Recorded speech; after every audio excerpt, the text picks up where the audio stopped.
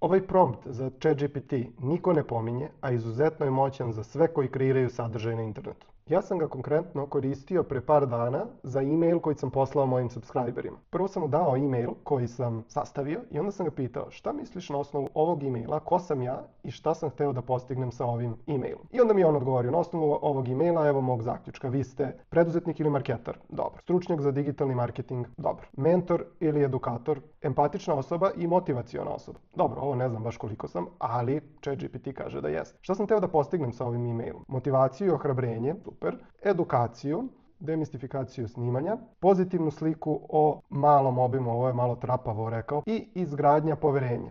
Iz svega ovoga mi deluje da sam postigao ono što sam zapravo hteo. Ovim promptom ćete rešiti najveći problem s kojim se susreću ljudi koji kreiraju sadržaj.